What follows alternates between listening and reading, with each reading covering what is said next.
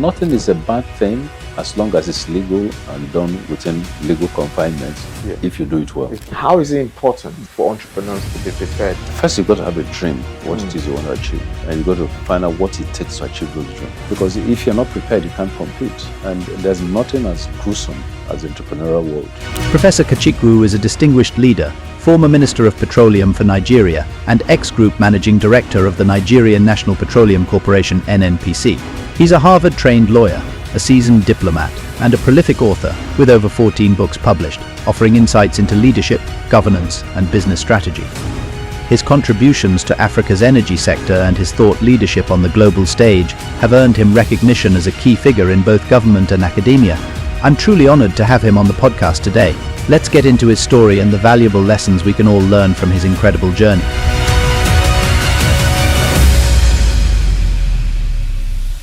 Hey, welcome to a very, very, very special episode of the Wealth and Business Podcast. On this episode, I am joined by someone that I happen to call a good friend. Someone who inspired me over the last couple of years. I've watched him as, served as a very, very frontliner in government in Africa. I'm not going to mention the country yet. And as well as someone who has not just served in government, he's a professor, he's a doctor, and he's someone that I believe a lot of entrepreneurs need to learn from the angles of leadership. Because the truth be told, leadership is something a lot of entrepreneurs don't talk about. And most entrepreneurs always focus on money, but it's also important to focus on leadership. I'm joined by the one and only, my big brother, a friend, a mentor, someone who's inspired me a lot. He was actually meant to be in one of our live networking events in London a couple of months ago, but due to obvious reasons, he could not make it. And we are here just going to have a quick chat to inspire many entrepreneurs, especially those who are thinking, how possibly can we learn from leaders like this individual I'm about to mention his name. And he's no other than Professor Dr. Ibe Kachikwu, someone who has written over 14 books. And those books as well will become available to be ordered across the world on Amazon. Professor Dr. Ibe Kachikwu, thank you so much for inviting me in London to speak to you today. Thank you, Daniel. Thank you. Pleasure is all mine. So, I know you've written many books. You've authored many books. Something that is not very common with African leaders. African leaders don't write books. They don't actually document the wealth of knowledge they've acquired over the years to inspire the next generation. And if you really see in today's, emerging markets across the globe, in as much as Africa has a big role to play, but one thing stands, that Africans don't actually have real African leaders that have written books, not just one, multiple books for people to learn about specific industries. And you have actually written books like that. But I really want to dive into your entire life to get the audience to really know you. What is the inspiration and what was growing up like for you? How did you grow up? That's usually the most difficult aspect of conversations for me to have. Sometimes you find that your growing up life is so inclusive and personalized and locked up, and very rarely do you sort of open it up. Yes. But my growing up was like a typical African child. I was born to a family where my dad was in the judiciary. Started first as practicing lawyer, and then became a director of public prosecution, and ultimately became a federal judge. My mother was basically a commercial trader. My mother and my dad separated when I was about 3 years old, and my father remarried a couple of times. So I come from a fairly large family of about 16 siblings. Wow. From about 4 mothers. I'm the oldest, but I was brought up by my 2 stepmothers, and we remained very close. We remain very close to today. The senior one is dead now. Wow. But the surviving one is very close to me. My mother, of course, is passed also. So from a very young age, I became an administrator and a negotiator and somebody trying to manage all the nuances of my father's fairly complicated family. And I'm glad that today we all see ourselves as people who are united under one fold, even in the absence of my dad, Wow. who is also passed. I've become a father and a brother and everybody. And I helped train a whole lot of my younger siblings, all of whom are very successful today, lawyers, doctors, whatever. But those days were days of not penury, but not wealth. The typical salary of a federal judge or a federal magistrate in those days was just barely enough to maintain himself. So my father spent a whole lot of time making sure he was doing side trading. And so from him, I learned the principle of multidisciplinary approach to issues and trying to be multi-talented and trying to pursue multiple careers all at the same time. And so you'll find that in my trajectory of life, I've dabbled into journalism, publishing, I've dabbled into professorial work, I've been lucky to get into the public sector and obviously led a fairly reasonably successful life in the private sector also. So basically creating many earnings opportunities to be able to ensure that you meet the very complicated financial obligations that face you with a large family. Yeah. I went to public schools. That's why when I see some of these public schools today that are not doing too well in Nigeria, I frown at it. But I went to public school all through my primary, secondary school. And then I attended University of Nigeria in Nsukka. I was lucky to be relatively, I think, classified as a relatively intelligent student. I did very well in my studies. I got my first national academic award in University of Nigeria during my undergraduate, and so they paid my fees all through. My dad, of course, did assist in terms of my law school year and then my master's year, but after that I also had multiple scholarships to do my master's and doctorates in law at Harvard in the US. And thereafter I went into the oil industry. I think that some people ask me, how were you lucky to get on the trajectory of fairly successful career? But I think some of that is your intelligence, some of that is your educational background. But a lot of that is also mother luck, because I do know people I schooled with who were extremely smart. I just never had the privileges that I had. And those are not privileges created by virtue of parental links at all. My father was such a disciplinarian that he would never leave his house to go find you a job. That's out of the question. So you had to sort yourself out. I never forget when I finished my master's. I was the best all-round student in my master's program at Harvard, and then I wasn't sure how was I going to do a doctorate. I didn't have the funding, and then I wrote to my dad a letter, say, hey, I've done so well. Do you think you'll be able to sponsor me? And he just sent me a 2-page letter that said, I don't know where you're getting these ideas from, but when I went to school, that is talking about himself. In London, I trained myself. All my father did was sell some tubers of yarn and put me on a ship, and I got to London and went through school, working my butts off, and came back. So if you're lucky to have been supported at all, whether by government or by individuals, you should thank yourself. Look, this is time for you to, take up your shoulders and go find a job like your mates do and train yourself. As tough as that was, so to somebody who was then about 22, 23, and still finding his feet in the US. But that was the reality, and he was speaking the truth, because the average Nigerian child today still suffers from this delusion of father must provide. Whereas a young English child by 16 is thinking on how to step out, go distribute newspapers, go work, do part-time work somewhere. If it's in the US, they take loans to go to the university, but we just rely on parents. I've created a lot of huge burden on parents all their life. So luckily, of course, we didn't have to have that conversation again, because within 2 weeks I got a scholarship from Harvard and also from United Nations to do my doctorate. So that became history. So I say I was lucky in very many respects. I imagine what would have happened if you didn't have resources, if you didn't have those. You spoke about luck a lot, and they say sometimes the devil is in the detail, isn't it? And in these days, as an entrepreneur myself, I've been through life in terms of ways where sometimes I felt like luck was against me, but now I found luck. And you spoke about luck from every single part of the beginning of your career and your life, from family life to obviously, going through that part of your career. Now, when your father had a successful life as a legal practitioner in becoming a judge, and as well as you seeing the success of your father, would you then say that was part of the luck that inspired you, or it was just luck that, or wasn't known, was just playing on the background?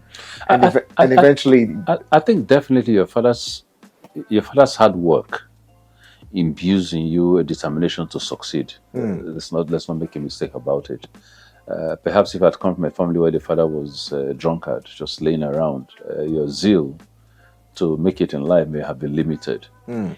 But if you grow up in a typical judicial family, you find that most people who do have an apathy about even being a lawyers, because our fathers are usually so strict Yes. that at the end of the day, the quality of life is not the best.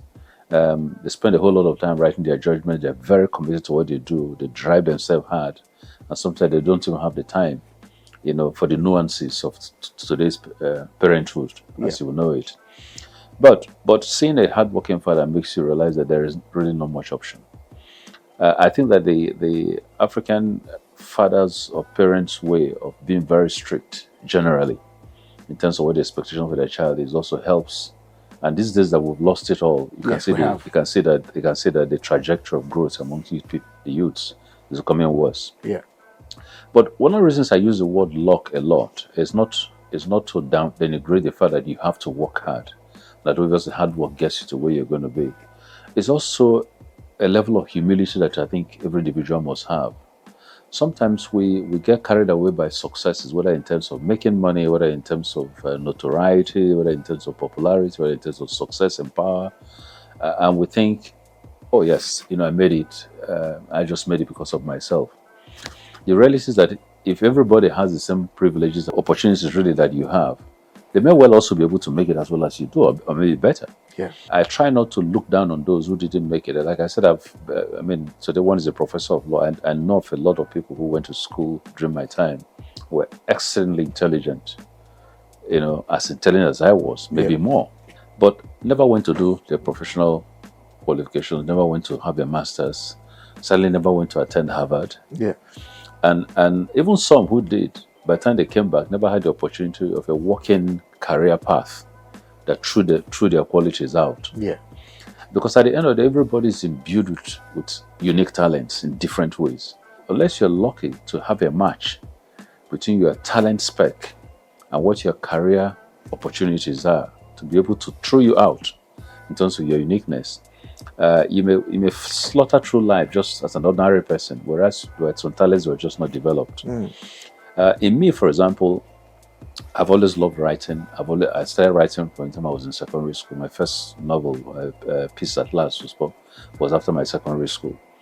I started acting plays when I was in university, partly to make money as a student in Nsukka, and I formed drama societies, and we're going around acting and making money, and began the first seeds of entrepreneurship from those days. Yes. Of course, I loved the law. I didn't like the law from the beginning, in the sense of I set out I'm going to be a lawyer. If I had anything, it was not to be a lawyer. But my father was able to convince me that was the better way to go. And part of the reason why I ended up doing my doctorate was because I always wanted to be a doctor. And he said, look, if you want to be a doctor, don't go the cheap way. Don't go and do an MD. Go and do a PhD. Yeah. And you still be called a doctor. For a little boy, those sort of things were animated to your brain. And so that's how I ended up deciding from day one, if I was going to read law, I was going to read to PhD level. Yeah. The reality is that at the end of the day, some people do not have the opportunities that come your way. Yeah. Maybe because of the way they carry themselves, maybe because of the exposure that they have, maybe because of how much they drive themselves. But you must be humble enough to admit that being successful doesn't make you the very best person in the world. It's true. And so that's why I use the word, you've got to have some elements of mother luck. Yes. As you go through the trajectory of life to make sure that everything falls into sync. Absolutely. Yeah. I love how you kind of deliver that last part of the conversation. Let's quickly bring up the speed to your career. Yes. So you've had a very, very interesting growing up, which a lot of, that would obviously classify you as the most affluent, upper earning Nigerian in today's world, because being able to go to Harvard and go to all these great universities, it's not just something that in those days, was available to everyone.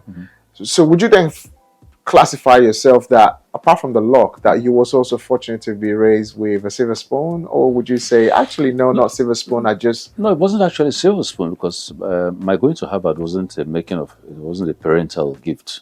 It was something I won by scholarship. scholarship came from the performances in school. So it wasn't. I wasn't from a family that was so wealthy that you had everything going for you. No, not really. I mean, your dad was in the judiciary. Yes, he was yes, a judge. Yeah, but judges even today, judges are very poorly paid. I couldn't survive on the salary of a Supreme Court judge today. It's not possible. So I mean, but they have a lot of authority. They have a lot of respect. They have a lot of honor.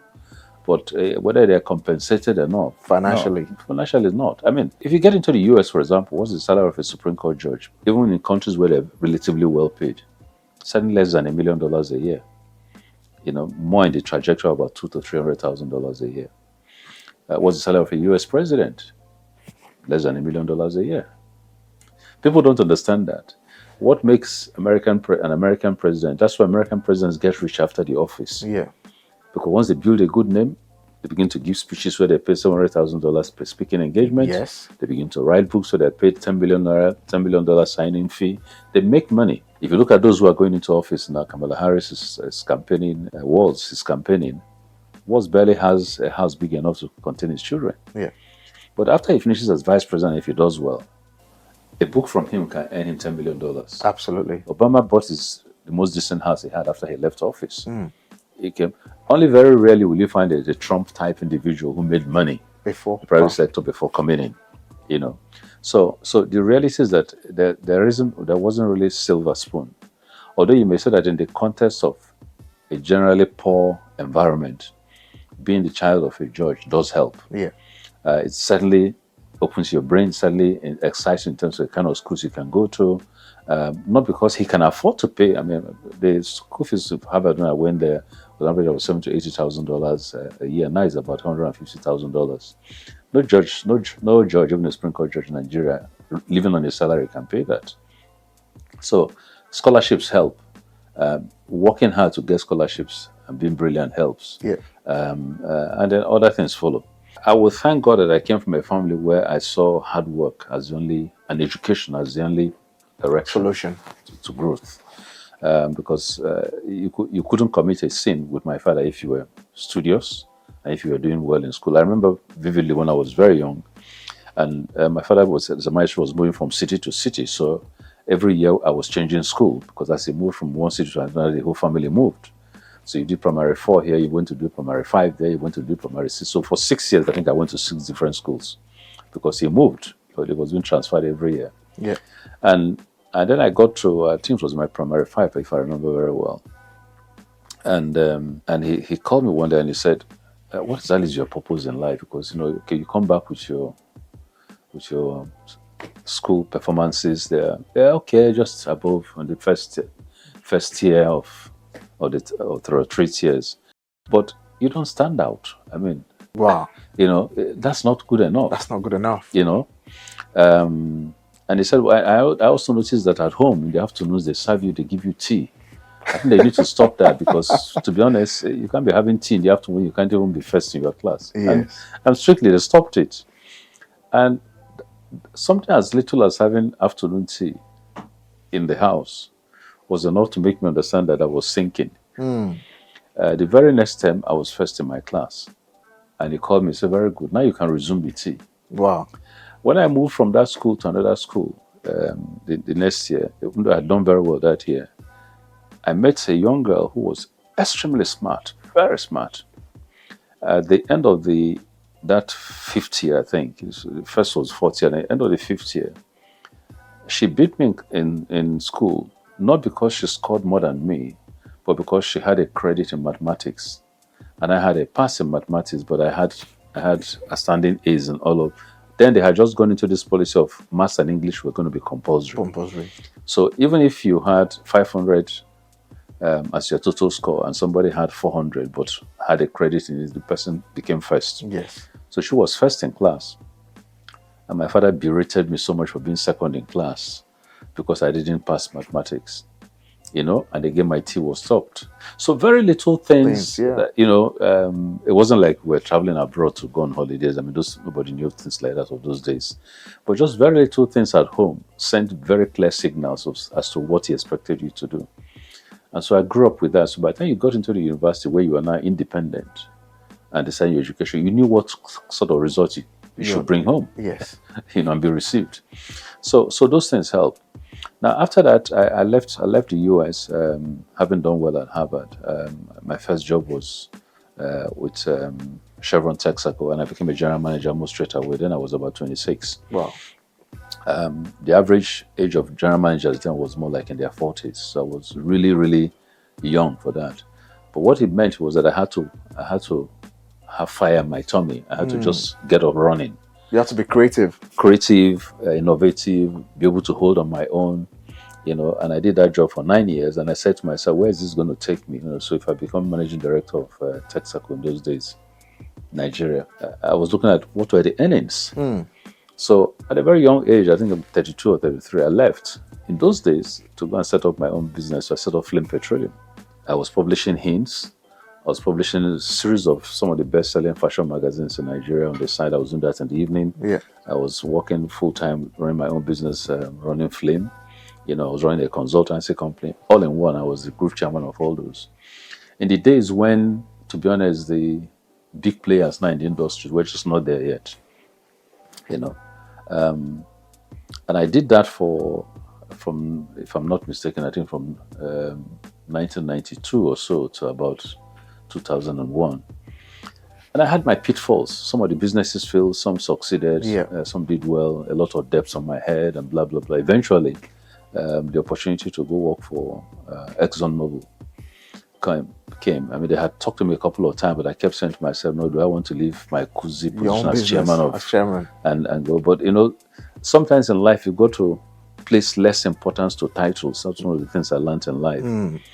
It is not a title, it's not what you're called. It's what your opportunities create. Yes. It's what the job requires. We get carried away by the notion of big titles. And yet beneath those big titles, there isn't a lot of sophistry. So for more than 1.5 years, I struggled with it. I did my job as the chairman, chief executive, respected by everybody, public perception, and I want to go work for a company. That's failure. But the truth was that the company wasn't making as much money as it should. It should. So one day I just made up my mind. I said, no, you know what? A company as big as ExxonMobil is telling you to come. That's a global company. You've got to leave this small backroom stuff. Yeah. So I left it, paid off my debts, went in and joined. But before I did, I said to ExxonMobil, I will only join you if I'm coming in as a director. And they said, no, nobody comes in as a director in such a big company. You come in as a general manager, it shows that you can work, and then we can decide that.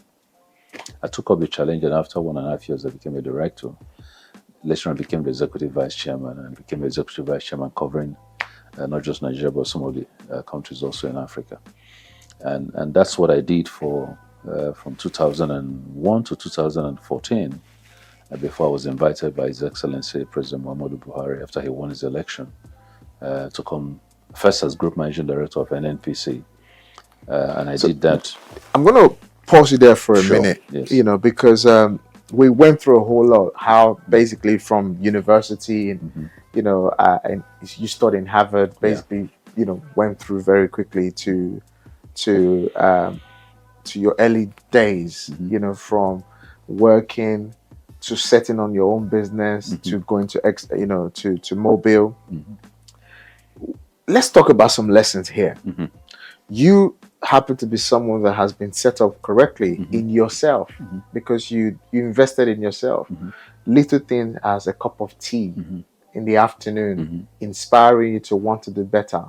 Little things as the words that has coming from your dad, being the second person rather than being the first in class. You wanted to definitely want to be better and to be the first student in class with the best results, inspired you, into becoming the very successful, business entrepreneur, philanthropist, professor, and all of the things that you do have, which we're going to be talking about later. In today's world that we live in, 21st century, where, for example, morals, especially in the African child, and again, how the West will look at the African child, especially in Africa, someone who's grew up in Africa, obviously, yes, you had that international exposure.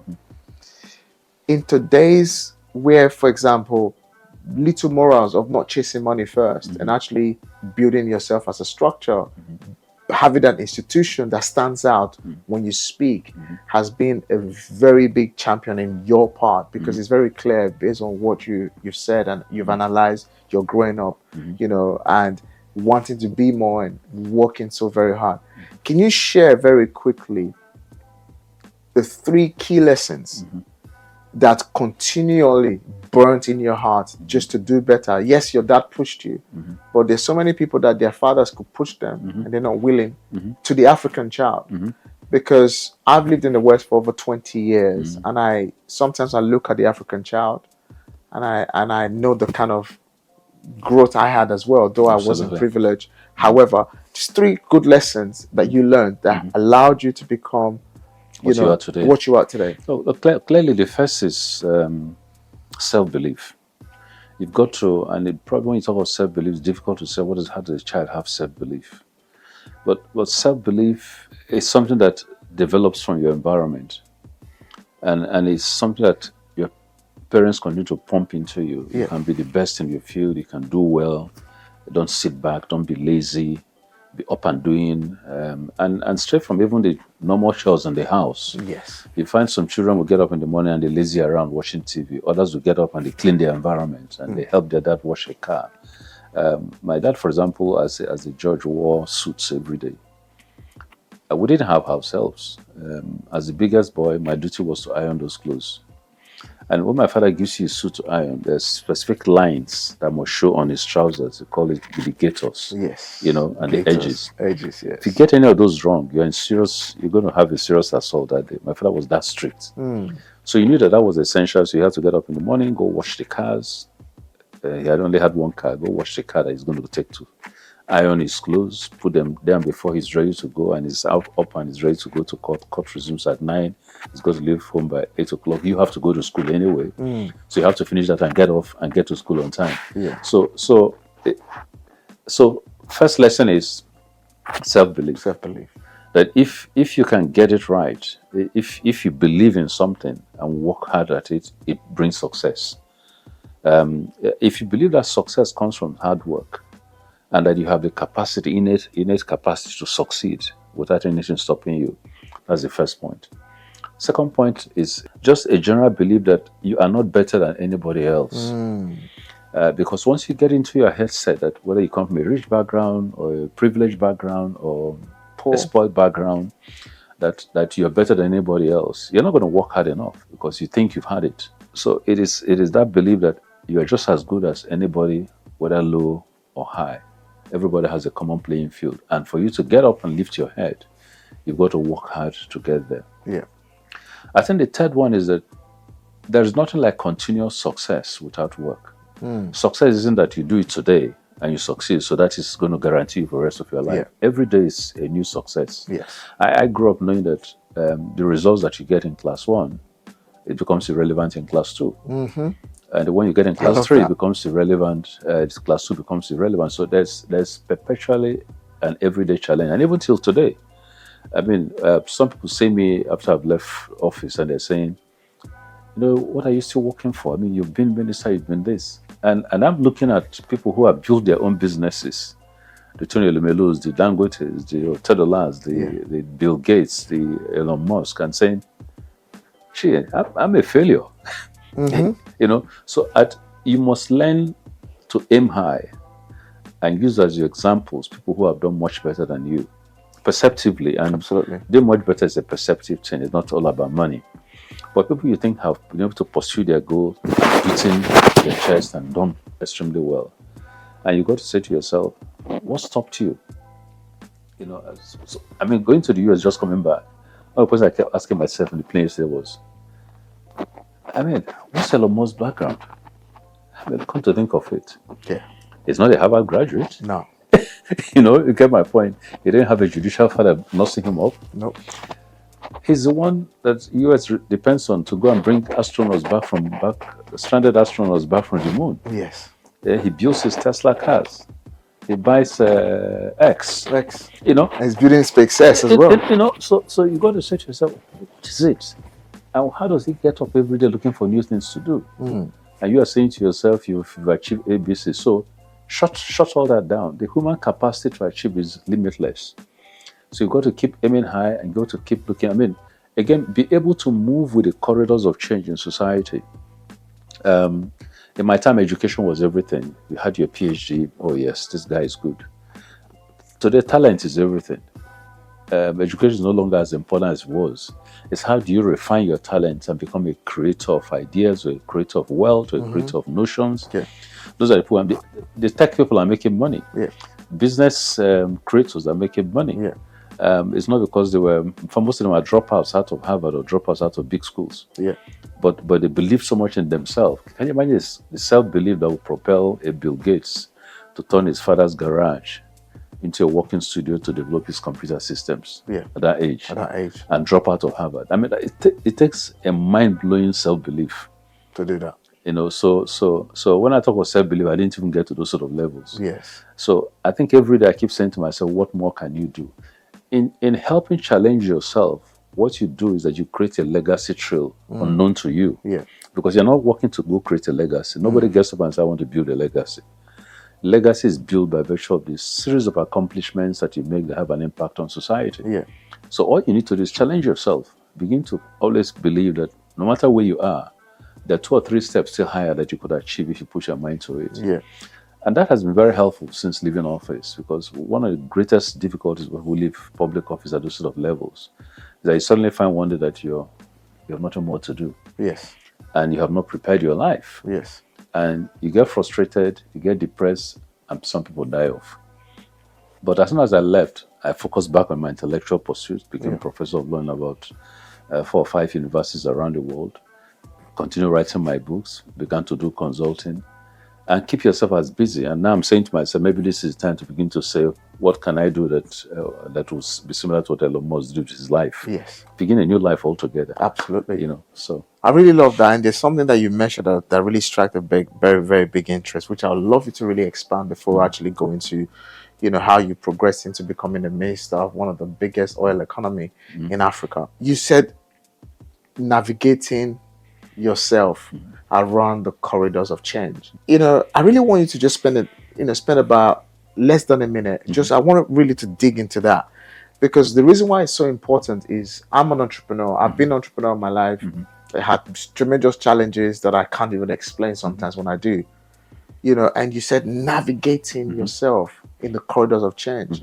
Sometimes it's something that entrepreneurs sees is almost impossible, because most of entrepreneurs sees that some entrepreneurs, especially African entrepreneurs, they think that change is something that you get. But you said here, navigating yourself in the corridor. Change is the greatest dynamics to success. And I give you a couple of examples. First, when I was working in Texaco, we had somebody who was a computer manager at the time. Nice, smart, elderly gentleman.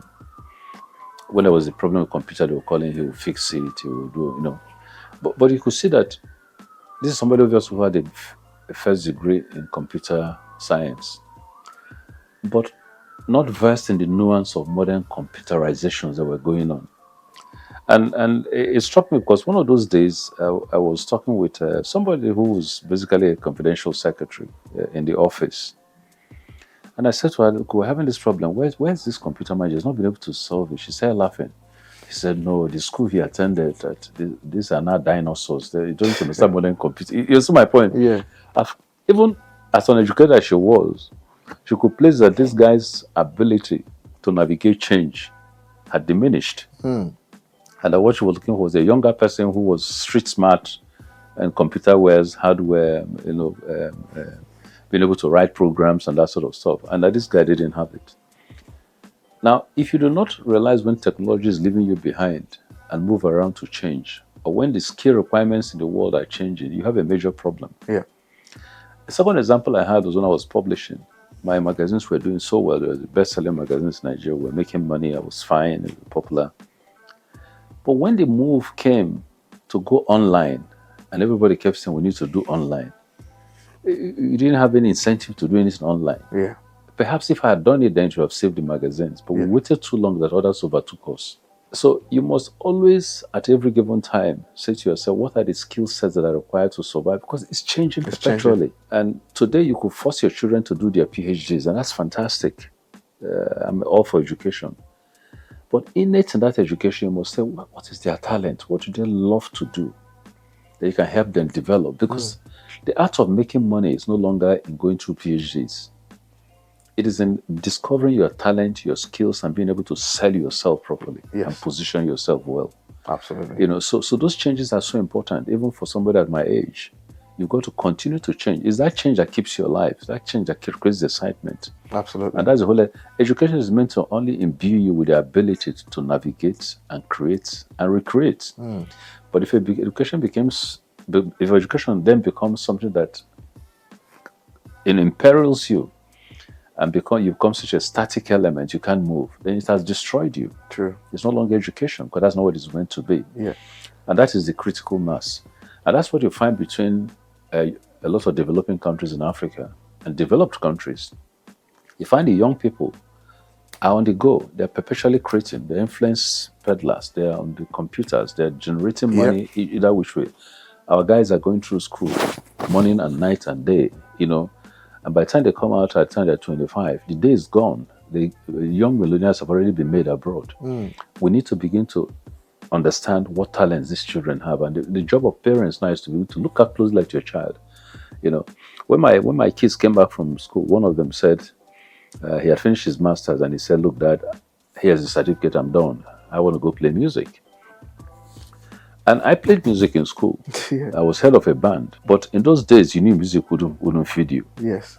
And you couldn't even tell my father you were playing music anyway, so that was out of the question.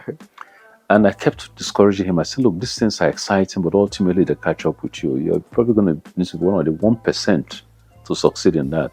If you're going to do it, you must show me that you are capable of being the best. I don't care whether you want to be a refuse collector or whether you want to be a comedian. Be the very best in whatever it is you want to do.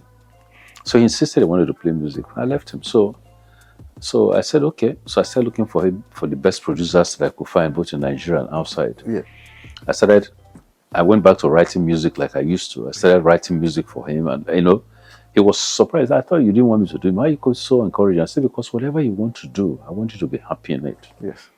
So one day, eventually, after he had tried for 2 years, he had done a few hits here and there, but he got tired of the sort of drug-infested environment that was the musical industry. Yeah. I said that I can't do it anymore. This if I continue on this one, I'm just going to go crazy. So I said, well, I don't understand. You're not doing this music again? He said, yes. No, you can't say that. I've already adjusted myself to making sure you do this music. Yeah. I'm even learning dance steps. He burst out laughing. He said, you're just a comedian. But he navigated himself out of it into something else. Yeah. Imagine if I had forced him, not to do it. He would never have given up. No. Yeah. So nothing is a bad thing as long as it's legal and done within legal confinements. Yeah. If you do it well. If you do it well. So those are the things that some of the lessons that as you grow up in life, you begin to understand the need to navigate these changes, you need to understand the changing dynamics, and you need to position yourself in such a way that you can at least move with this generation of change that you're operating under. Their generation of change is not the one that I went through. Thank you so much for sharing that information, and I really enjoyed it. So I can see how your morals, your principles, and how your thought patterns has been formed. And so then thank you so much for sharing that. Thank you. So moving forward into the last role you had was in Mobile. Then got you into into petroleum ministry with the presidency. Let's talk about that. Sure. Your time as a petroleum minister had some very, very interesting positives and some also very negative as well. Again, Nigerian petroleum industry till today, we still have scarcities. We're rich in crude. We export the crude that we have. We're not refining. We export then to import back to Africa. And the list can go on, and the problems were never solved. And obviously, these are problems that has been there over time. First of all, let's talk about how we can clearly see the credibility that led to the part of being appointed. But we know sometimes it's not very straightforward in Africa. Your credibility doesn't really mean nothing. But there has to be a lot of back-end works that needs to be done to get you into office or get nominated into office. Were you sort of any sort of, I'm going to ask you a crazy one, were you sort of any sort of political settlements that allowed you to become a minister, or you just happened to wake up and you found yourself? I've never really been in politics in the strict sense of the word, in terms of belonging to a political party and actually canvassing and going through all the nuances. I was still actually gainfully employed as executive vice chairman for ExxonMobil. My trajectory into politics came from the intervention of an elder uncle who had been influential in the coming of President Muhammadu Buhari. And as I would imagine, when they then get into positions, their friends are looking for who are the people going to help them to succeed. And I think General Buhari had obviously campaigned on the altar of absolute credibility, integrity, lack of corruption, and trying to fix Nigeria. And so I met through his wife and through his brother. I met General Danjuma, retired, and talked to him about what my dreams were about the Nigerian oil state, because I'd been working in that sector for nearly 20 years. And so he was gracious enough to take me to go see the president, who had just been elected then, hadn't sworn his ministers then. And I gave him some talk, about 40, 50 minutes talk of what I thought needed to happen in the oil industry. And I think he was reasonably impressed with some of my thoughts. About a week later, he sent for me, and we had some more conversations. And then he said, look, I'd like you to come and be the group managing director of NNPC, because I wanted somebody who was credible, who was honest. At that time, we were going through the whole issues of all the nuances of the past government and what the designer trials were going on and that sort of stuff, and all the scandals that went with it, right or wrong. And he wanted to just clean up the sector. And he said he wanted somebody outside the public service and outside NNPC. Funny enough, my first response was that I rejected that offer. I said I didn't want to go and be group manager of NNPC, and he didn't tell me. He said, why? I said, because the imagery they have is one of a corrupt organization. Yeah. I have worked all my life building credibility. I don't know if this is going to mess it all up.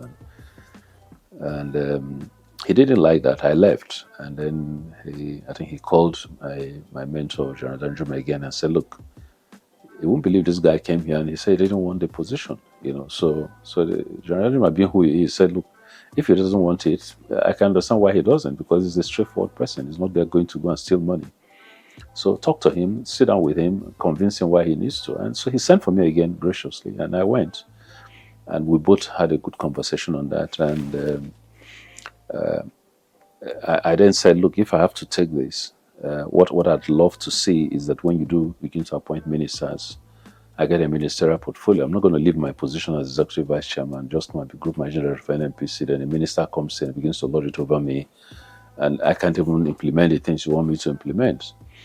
And he promised that he would do that. And so that was where the whole concept of me being a Minister of State together with Group Managing Director of NNPC, the first time anybody's held those two portfolios, came about. So again, I keep saying mother luck. But as you can see, there was nothing unique about me. Yes. I wasn't a politician. He wasn't trying to compensate me for having supported him in politics. He just wanted the right person. And I'm sure in Nigeria there were so many right people. Yes. But I just had the privilege of being introduced by somebody he respected, and being convinced by some of the things that I said in terms of what I should do. And I went in there and I gave him a 10-point proposal of what I think I would do. I'm glad that over a period of 4 years, I achieved 9 out of those 10, including the making sure our oil production was above 2 million barrels most of the time. I abolished fuel queues. There was no fuel queue in my 4 years. I think it was fuel queue only in the first quarter of my appointment, but after that, fuel queue was abolished.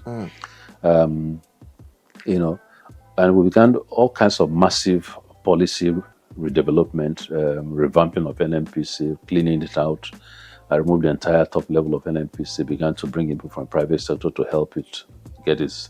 We declared the first profit in NNPC in about 8 months after. The only item I did not achieve was the refinery, and that's not because of a lack of knowledge of what to do. I was convinced that I should not bring in government money to fix the refineries, because there have been so many turnaround maintenances that ended up in nothing. I wanted private sector to get involved. And we got commitments from China, we got commitments from Saudi Arabia. We could have rebuilt those refineries in 48 months at most, 24 to 48 months, if we had been allowed. But somehow, I was relieved of my appointment as Group Manager General of NNPC after 9 months. And somebody else took over, and there were all kinds of politics involved in it, disagreements involved in it. And so things didn't move the way they should. Through no fault of the president, but through probably his aides. Yeah. The effect of that was, therefore, that we're not working in tangent. And so they didn't accept the concept of the private sector being the driver for revamping of the refineries. Yeah. And so we never got the refinery done. Even when we decided to do it locally and get Nigerians who had enough financial firepower, working with foreign investors to rebuild the refinery, run it for a while. We finished that whole process, selected individuals, it still was not done. Because at that point, I wasn't GMD of NNPC. Yeah. And the GMD was reporting straight to the president. So, but in a lot of policy areas, in a lot of transparency areas, publishing our accounts on a monthly basis, which we were doing throughout, removing some of the subsidy that you're dealing with issues right now, and creating a profile for how to manage subsidy environment. I think we did a reasonably good work, and we certainly created stability and strong earning power for the federal government while one was there. I left in 2019 after the first term of the president, so I wasn't with him for the second term. But again, how did I come in there? I came in there by virtue of mother luck, by virtue of God's will, and by virtue of the efforts of somebody who saw in me a need to take a leap of faith.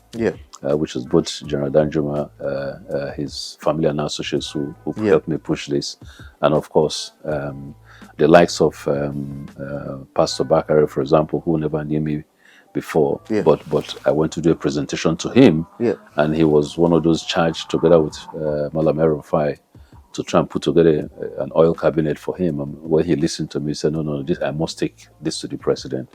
These were very selfless Nigerians who felt that there was a need to bring in people, technocrats, to clean up the place. So a couple of pressure points on the president, and he made a leap of faith. And that's how I got in. So, wow. That's really amazing, because one of the things I hear throughout the entire presentation you've made here now is, first, credibility was important. 2, building yourself and having that capacity, tenacity, and obviously, if you look at your entire career, there was something that's quite present, which was the power of intentionality, being intentional of whatever you wanted to become. A lot of people will say yes at the first instance of becoming a minister, of becoming a GMD, and then you refused. Then you said, no, actually, that's not going to make any sense. Again, that's clarity. I think one of the things that's robbed a lot of individuals today is just going for what is enough, all right, and then happily ever after. But sometimes, not every time you have to be, you have to accept what comes to you. You have to accept what you want to accept, which forms your morals. Absolutely. And I really love how that has played. And there's something I was also noticed in that explanation as well, is that, I've always said this before, value gives way for value. Value does not come to someone who does not have value. If you did not have value to present, through the network of people that you had around you, who basically shortlisted your name and presented, to the presidency that you were the perfect fit, it shows preparation. It shows preparation for whatever position that was required, to be occupied. There was preparation.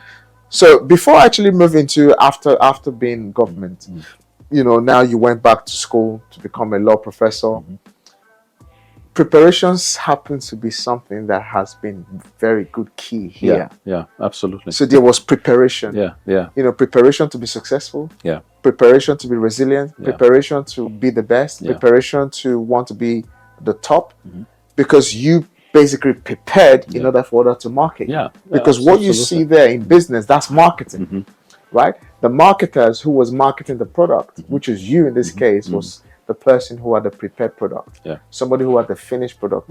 Because as soon as you had the finished product, it was easy to market. If you wasn't good enough, you couldn't have been marketed by the mutual friends or people you called, people who basically presented your case.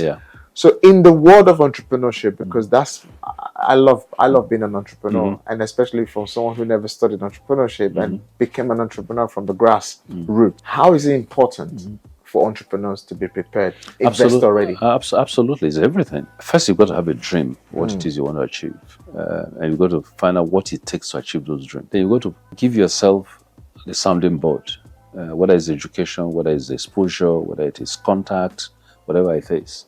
But you must enable yourself have the audacity to compete, put it that way.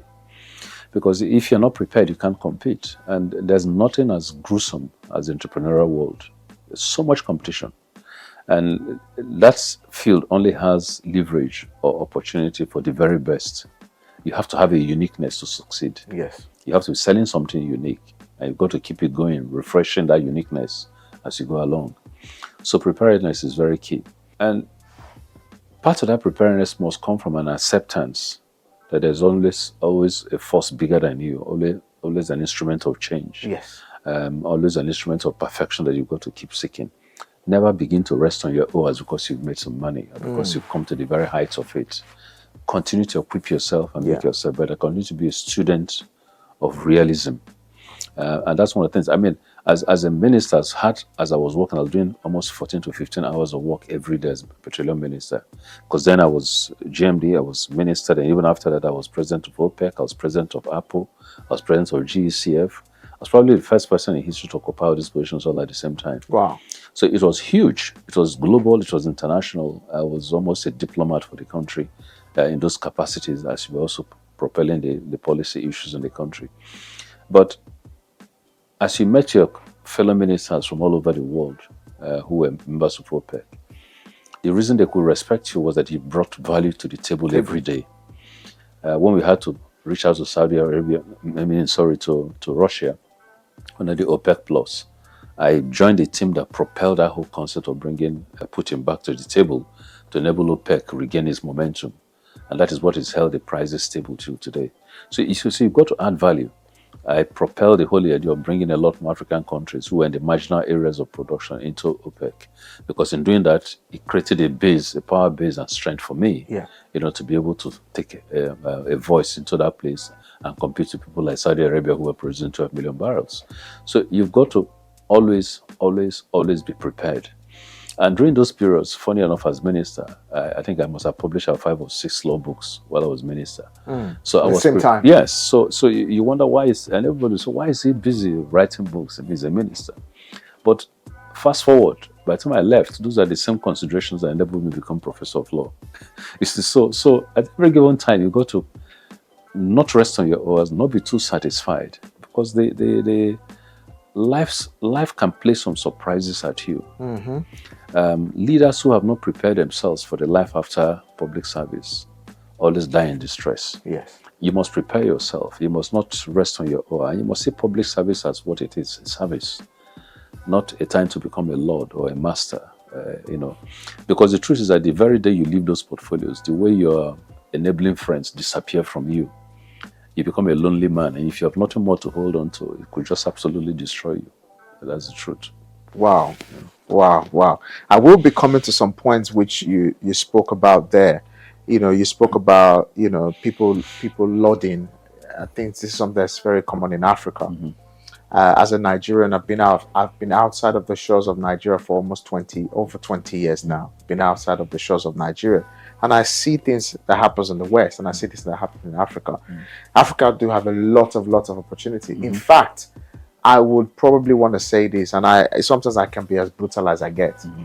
I always say, in today's world of business, entrepreneurs, governments, and you name it, Africa has actually enslaved itself. Unlike before when we were enslaved. And the reason why this self-enslavement has continued to rise is because of the lordship. The lordship over small communities. You have one small little portfolio, all of a sudden you become a lord. Absolutely. We lose ourselves in that lordship of mirage, of ego. And we actually lose the actual reason of service, and it becomes something else. And it's something that has actually bastardized the entrepreneurial circle. And people are not able to actually look at what with the lessons learned, and how can I use this lessons learned to create more impact?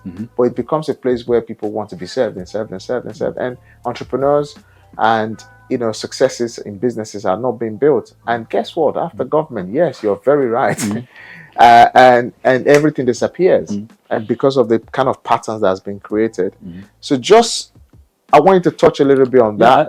I think one of the things that flows from that is the Lord of the Manor concept that is all over Africa, which you don't find abroad. I mean, if you look at the lifestyles of Bill Gates, or even Elon Musk, or Jeff Bezos, all the big players, it's the basic, ordinary lifestyles.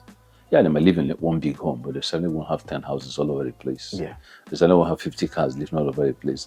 One of the things I find is in Africa, especially developing African countries, is an attraction for a lordship, supernatural persona. Yes. Even those who are in business are trying to live like kings. They don't just have private jets to show for it, but they want to make the whole world see that they're successful. They want the whole community to almost worship them. And surprisingly, even those who are in business are beginning to imitate the culture of those who are in public service. Because in the past, you used the public service people who would go all over the place with sirens and floats of cars. Now bank MDs do it. Everybody creating their own spaces. Yes. And yet the most important thing indeed, if you try that lifestyle abroad, your board will fire you. Because they will say you're not setting the right culture. Even if you're paid billions, you keep your billion in your house and you come to work and you're an ordinary person and you're called by your first name.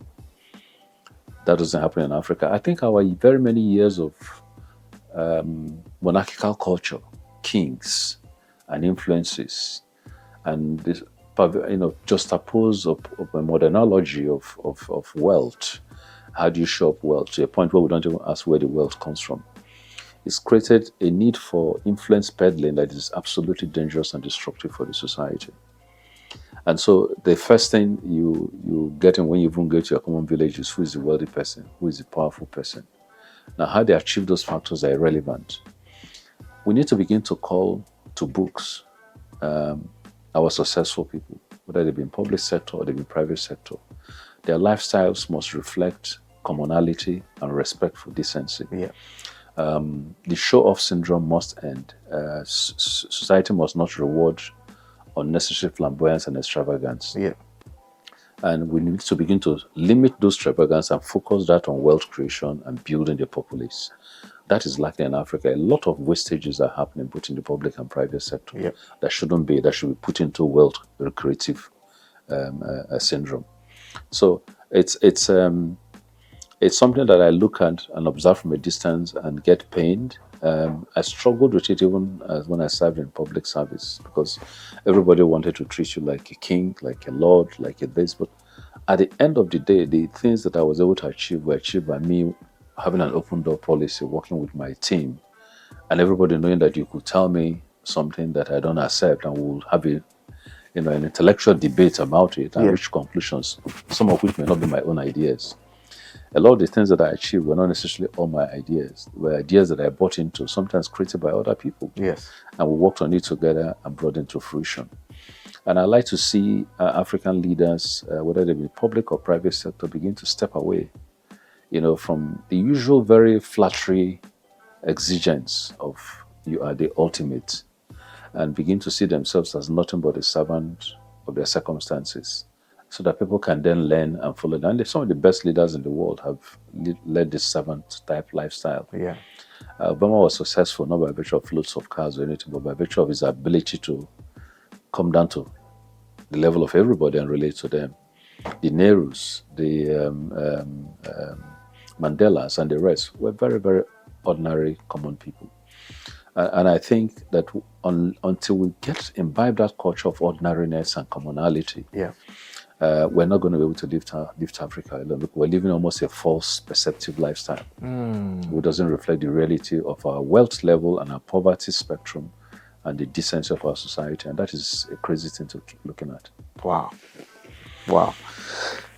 It's been a very, very, very interesting conversation, Professor. And I am looking forward to extending the conversation. But Just before we actually wrap up this particular episode of this series of conversations, which we have some tremendous surprises to create with it, I wanted to deep into your experience and how can that help. Firstly, the entrepreneur, the businessman, who basically sees you as a role model across Africa, not just Nigeria, because you are an inspiration to Africa. Looking at your pedigree and looking at your achievements, educational wise, and so on, and your and especially now where you really want to share that wealth of experience, and be able to communicate with the entrepreneur just like myself, and who once upon a time saw you in the newspapers, on TVs, and wondering, what does it look like to have a conversation with you. And I have built that relationship with you over time, and you're a very humble person. And I have seen that servant leadership that you spoke about, and I just want to applaud you for that. Your simplicity, your transparency, your very humbleness and very simple lifestyle, down to earth. It's absolutely amazing, Professor. In today's world in Africa, where success and wealth creation is completely misunderstood, when the mindset of the entrepreneur do no longer understand what seasons are, like the farmer. The farmer goes to plant and waits to reap the rewards. And there are seasons where he plants and there are seasons where he doesn't. There's a season where he plants and there's a season where he has to wait for the reward. But this culture has been completely wiped out by the new generation of Africans. And I say Africans because we have over 1.6 billion, people dwell in that continent. And if we must change, firstly, in today's emerging market, where and how does change begin from? It's got to start from the home. The crystallization of perfection starts from your home. And the problem, however, is that when you have a dislocation between parental obligations and nuances, like the days of my fathers and what we expected of parents and what they are today, how do you expect the child really to grow up? So first, for me today, when I look at Africa from a sort of standard way and visualize perspective, my feeling is that we almost got to go back to drawing board in which either through tax mechanisms, discipline mechanisms, honorarium rejections, we're able to force people to a new role model of behavior, so that they can take it home and begin to implant it on their children who are the next generation of people growing up.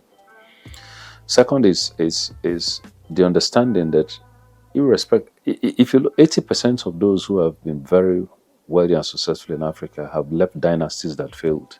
It says a whole lot. Whereas over 90% of dynasties in the US or Europe have left dynasties that succeeded. Yes. So it's not just enough to have wealth that you play around with. It's how to engender in your populace, in your family, in those coming after you, a feeling of hard work and recreation of that wealth. The Hiltons have been here for how many generations? You get my point. The British monarch. Yeah, the British monarch have been here for many generations. The Grosvenors. Exactly. And you find that the less the nuance of public perceptible affluence, the more the likelihood that they can gradually keep building that dynasty. And wealth building dynasty is a serious business that goes through generations. I think that we must go back to the fundamentals. First of all, the family, then the belief of the average African child. Especially now when formal education is not so much a nuance for success, that if you can be disciplined, have basic moral discipline and grow your talent, you can get and work hard, you can get to be able to compete in the world that is going on. 3 is that governments have to play a more serious role in terms of forcing financial institutions to provide capital.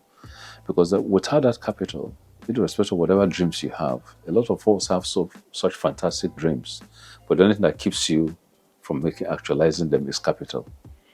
And African capital is an extremely selfish capital. Foreign capital It's a very flexible, welcoming capital. Yes. You know, their behavioral norms. The typical wealthy man in Africa wants to keep it to himself. He doesn't want to give you the trade secrets. He doesn't want to give you access to finance.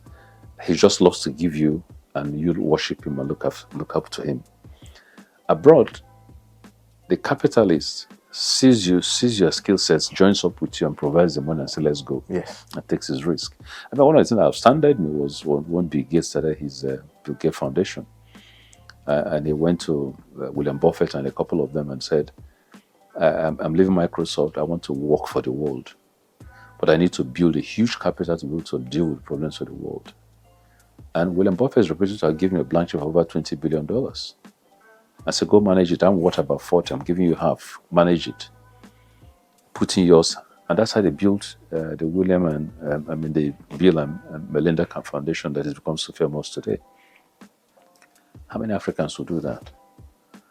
So if rich Africans can do it, government must find a tool to compel them to do it through the banking systems. Yeah.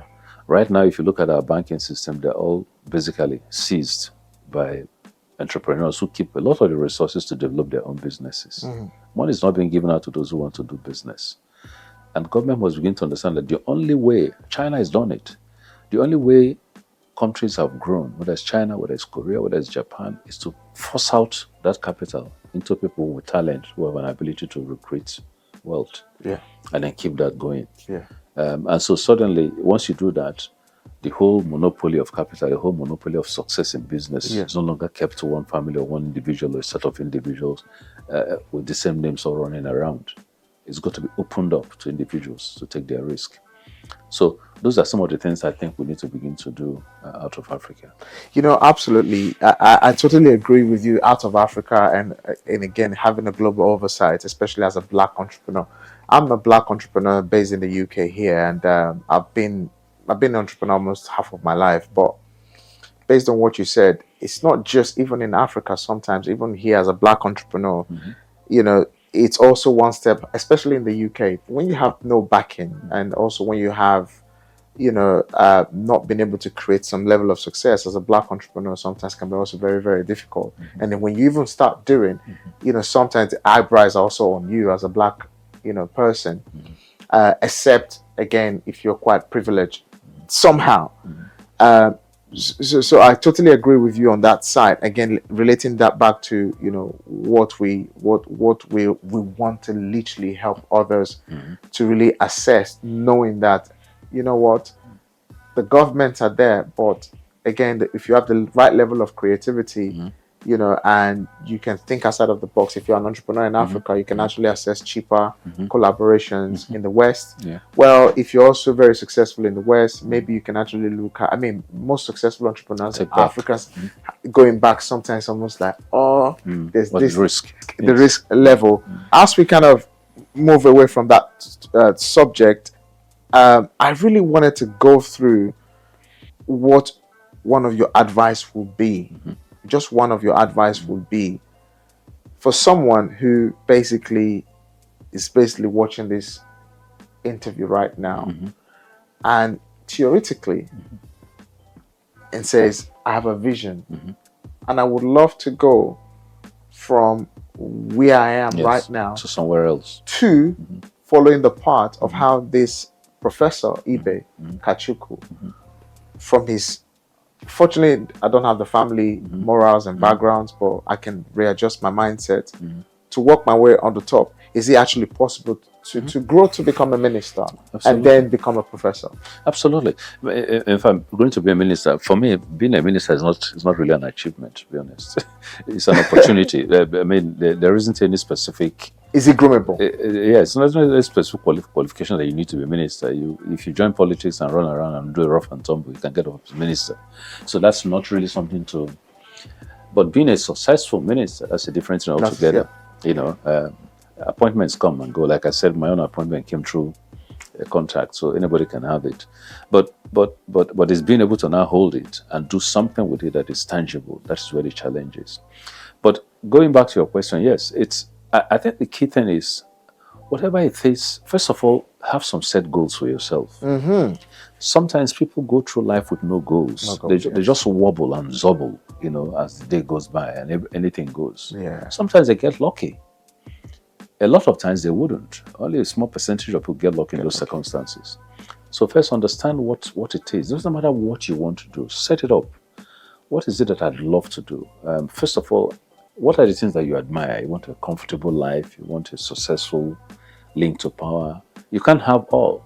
But what are the ones that are likely, given your perspective, that you can aspire to? If it's public sector, then begin to build yourself in terms of learning skills. Yeah. And apprenticeships are those who are in the corridors of power. Yeah. And ultimately, hopefully, get there. If it is business, what area of business are you really interested? Yeah. What sort of minimum qualifications do you need? Mm-hmm. Once you set up those goals, believe in yourself that you can achieve it.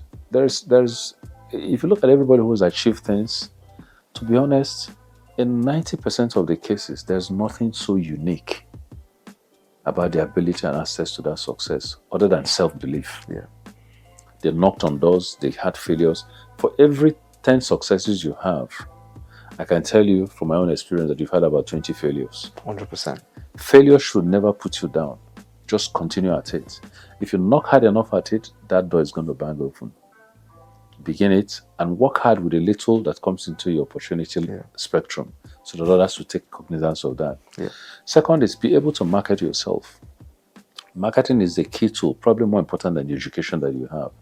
Because how you present yourself, how people see you, takes you 9/10 of the way.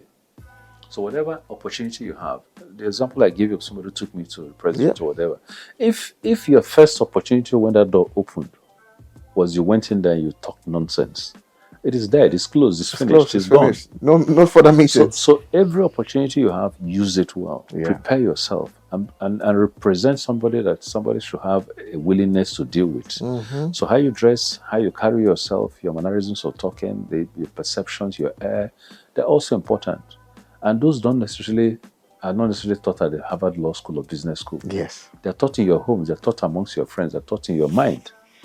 Your mind is your greatest teacher. The spirituality imbued in you and your personality is the biggest factor you have to sell in the world.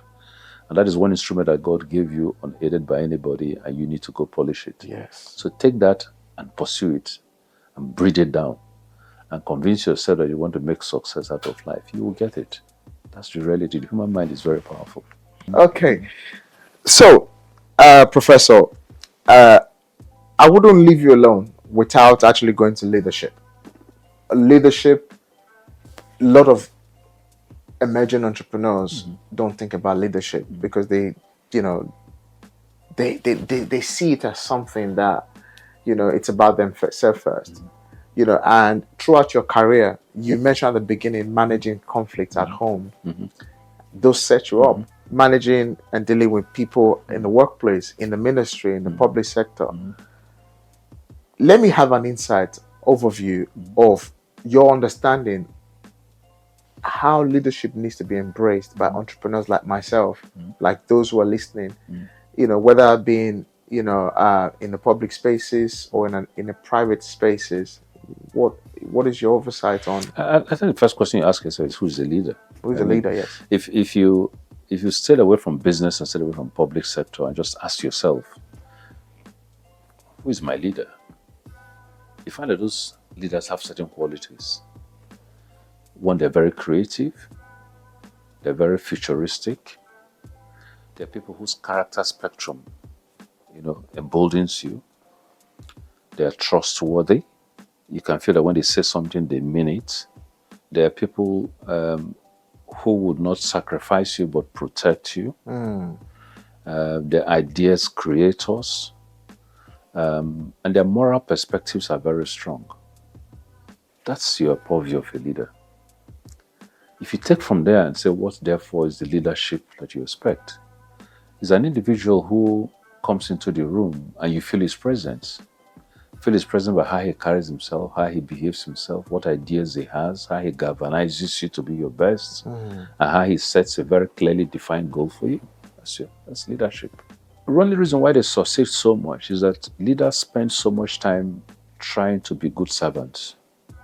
and good motivators. And whenever I get a responsibility, the first thing I look at is my team.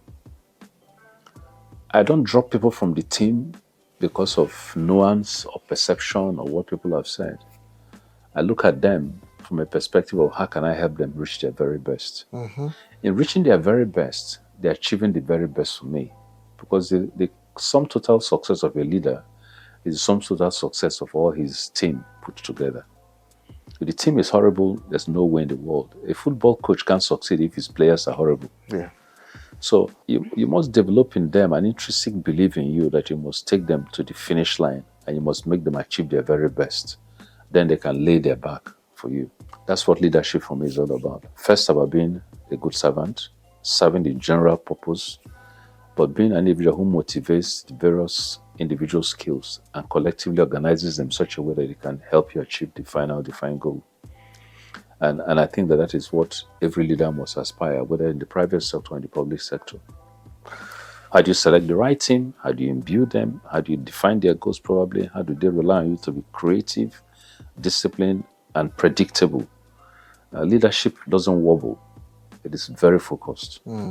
And I urge people in the private and public sector who aspire to leadership to first realize that they're there to serve a common good and be first and foremost good servants. But then in that service, they're able to propel the co-servants to lead everybody to the path of success. Yeah. That's what leading means. Absolutely.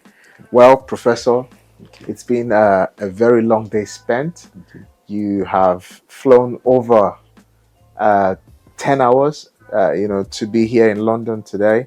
And I think it's only fair to allow you have some rest. Thank you. And this conversation will be continuing because we want to have a deeper insight of series of your leadership mindset, for the entrepreneur, leadership mindset for the also public sector. Absolutely. And we would love to build that series for the listeners to transform, because I'm someone who totally believes that you can only give what you've experienced. Sure. And you can only give what you have. And you have wore the t-shirt and you do have your flowers, and I do definitely give you those flowers of your leadership role in executive position throughout your entire career. And it's so important for people like myself to learn from you, to become emerging leaders in corporate markets in the entrepreneurial space. So Professor, thank you so much, very much for having this conversation with us, and we're looking forward to seeing you soon. Thank you. Thank you very much. Thank you very much.